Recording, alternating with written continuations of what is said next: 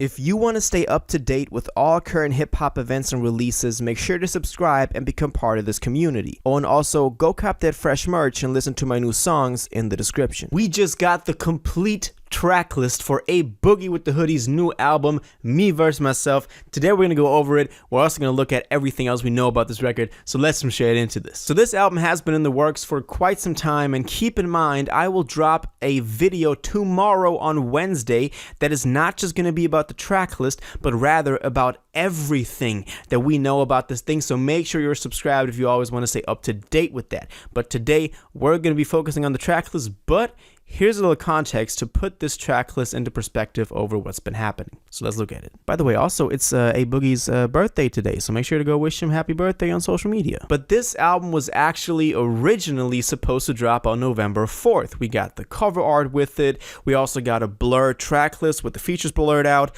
but this was supposed to drop November 4th. But then Drake and 21 Savage delayed their album to November 24th, and you know, A Boogie kind of pussied out. Nah, but in all seriousness, I get it. You really don't want to drop the same date as Drake. He did go on his Instagram story to say sorry, but album dropping in December now. Drake was dropping same day, and I'm not with that. And so that's why he moved it to December 9th now, so this Friday, even though he's in heavy competition with SZA now as well. So I don't know if that played out too well, but I guess Drake would have been heavier competition. I also quickly want to mention, and we're going to go over all of this in depth in tomorrow's video, but he's also going on tour for this thing, so he's really trying to, you know, do this big. But for all of that said, now let's actually look at the track list, because this one is actually pretty big. In total, it will encompass 22 tracks, as you can see here, and they are split into an artist and A Boogie part. So each track represents one of the characters he plays. Artist being his own actual, you know, government name, which is such a badass name.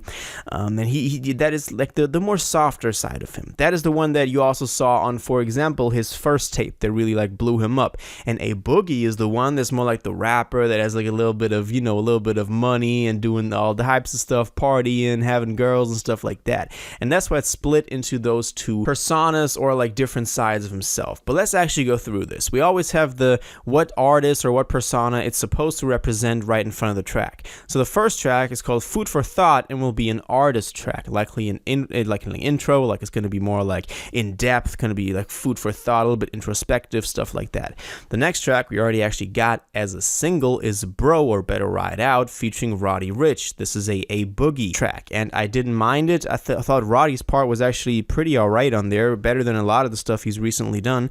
But this track is like, we already got it, as well as the next track, Take Shots with Tory Lanez. We also got that as a single. He actually did release a lot of these singles already, and this one is going to be an artist track again, which I don't quite understand, but they kind of like blend into each other. We can't really separate them that well. The next track, though, is probably going to be interesting, is a Boogie track called Water with Kodak Black, but it says Drowning Part 2, and you all remember Drowning with Kodak Black. I'm the shit, I'm farting, you know what I'm saying? That track, which was really big for the two, though. That was one that really blew both of them yet to another dimension. The next track is called Money Conversations. We also don't know about that one yet. Always, like, people know about it. They have leaks or whatever. If you are one of those people that got some more info on snippets, leaks, whatever, make sure to let the fans know in the comments. And, you know, we will kind of like just discuss in the comments what leaks we have and which ones are which tracks on the track list. The next track is going to be called Turn Off the Radio, an artist track, so likely, again, a bit more slower, more serious track. Then we have a track called Last Time featuring G Herbo. So we have a lot of appearances on here, actually. We already have Roddy Ricch, Tory Lanez, Kodak Black, G Herbo on here. So it's actually looking pretty stacked when it comes to the features. Next track is actually, again, an artist track called I Need It. Then the track after that is called Ballin', is a Boogie track, and we actually also got this one as a single, and I didn't mind it. It was nothing mind-blowing, though. I'm hoping that he keeps a lot of the great tracks for the actual album that is coming out. The next track is an artist track again called Emotions, kind of fits the theme of the artist track, maybe a slower one, a love song, maybe something like that. Then a track called Bounce Back, also a Boogie track, maybe a direct response to the track Emotions, and I was like bouncing back and, you know, doing dope shit again. The next track is called Come Here, an artist track. Then we have a track called Damn Homie with Lil Durk, and Lil Durk is actually on here twice. He's also on the track that is going to be coming a little bit further down the line called 24 Hours that we also got as a single already, but I like that he's putting a lot of Durkio on here. You know, I like Durkio, so it's really cool.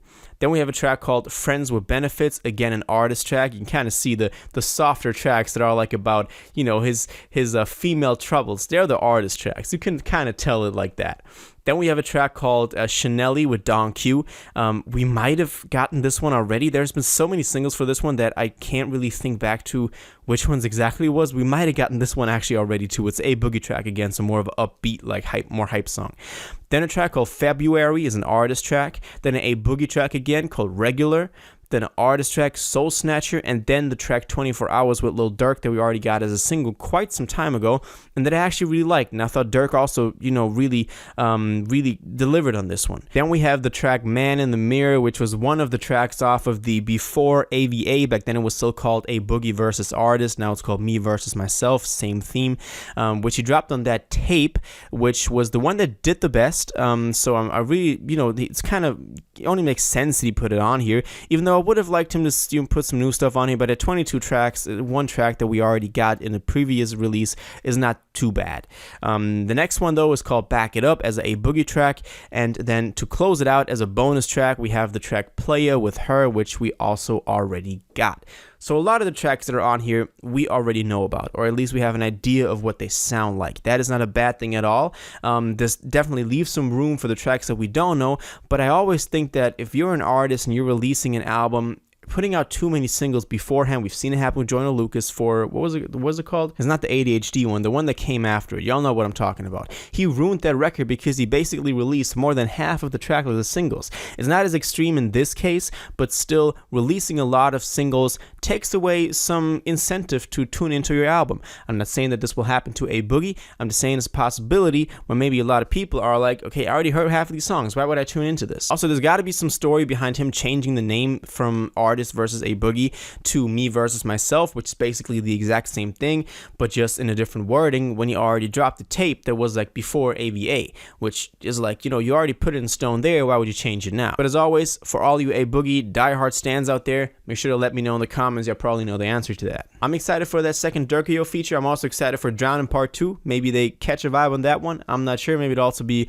a little bit disappointing, but it's going to be interesting to see how this thing does, you know, because it has to compete against SZA, which is definitely a very hard task. But I think he can pull it off. I actually believe in my guy A Boogie with this one, and I want to know if you do too. Like, what do you think about this? Do you like this track list? What feature are you looking forward to the most?